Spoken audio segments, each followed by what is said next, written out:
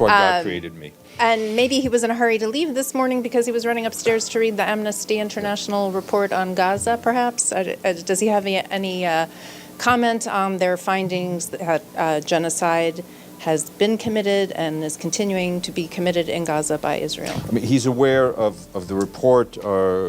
Amnesty, I think, briefed some of our colleagues ahead of time. For us, our position has not changed, is that for the Secretary General, the designation of a genocide can only be made by a competent court.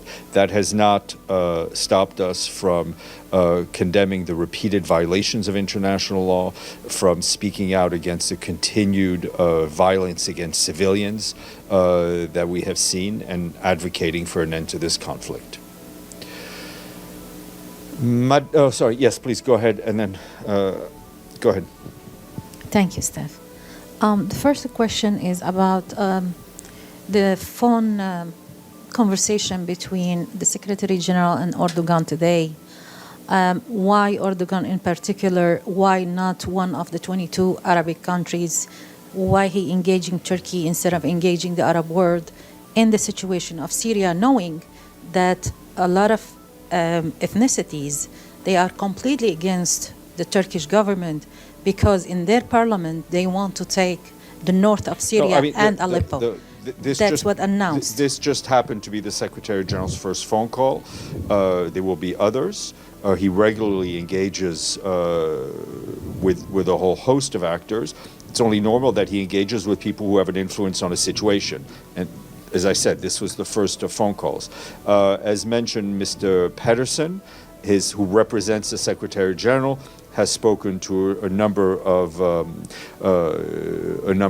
foreign ministers, including Mr. Sabag from the Syrian Arab Republic. He will engage with more ministers from the Arab world and a broader area when he is in Doha later this week.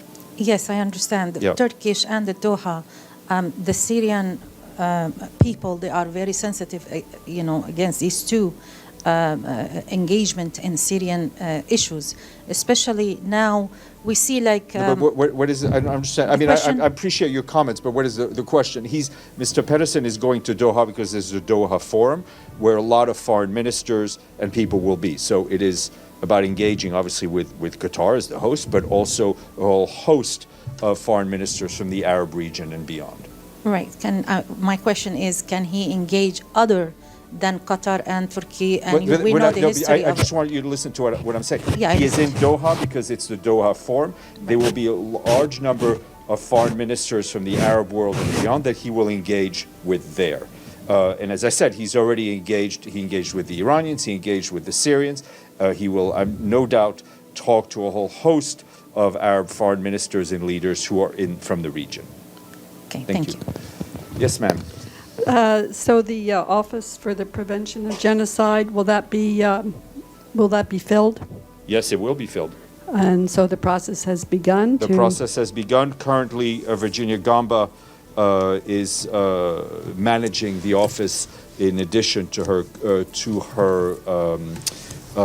current responsibilities. She's the officer in charge, but there will be a process for recruitment. And when is Virginia Gamba's term up? I don't have that on top of my head. Okay. Any questions online? Mike and then Abdelhamid.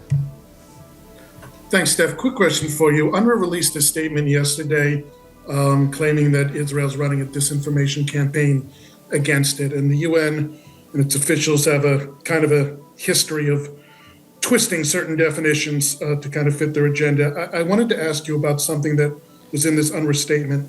It was written that what Israel is doing right now may constitute or may amount to hate speech using corporations that are supposed to promote commercial products. Hate speech, at least as far as I know, is directed toward a racial, ethnic, national, sexual group. I've never heard an accusation of hate speech against an organization that doesn't fall under one of those categories. Can you explain what's meant by that?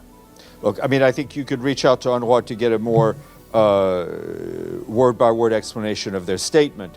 I think what this was referring to notably the ads that we've been seeing around New York City close to the UN, showing someone who, by all counts, seems to be portrayed as a terrorist, gun-wielding terrorist with an UNRWA logo or headband on their heads.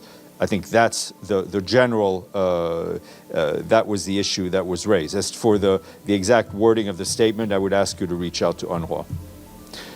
Thank you. My pleasure. Abdel Hamid. Thank you, Stefan. Today, in his remarks to the press about Syria, the Secretary General mentioned Hayat Tahrir al-Sham, and he said that it is under sanctions from the UN, but he didn't label it as a terrorist organization as normally do. Is there a change of policy? No, there's no change of policy. I think we were just trying to not read out the whole length of the relevant Security Council resolutions. I think all you as a journalist and all of you here know exactly what the situation is. And that was just to reference that this was part of a broader context. But there's no change My second in policy. question. Yep.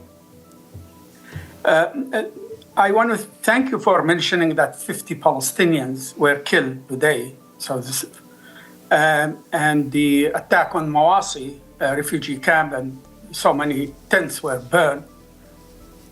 But doesn't that need to be condemned, right? I mean, straightforward. I mean, I think we've been very Why the word condemnation was very straightforward.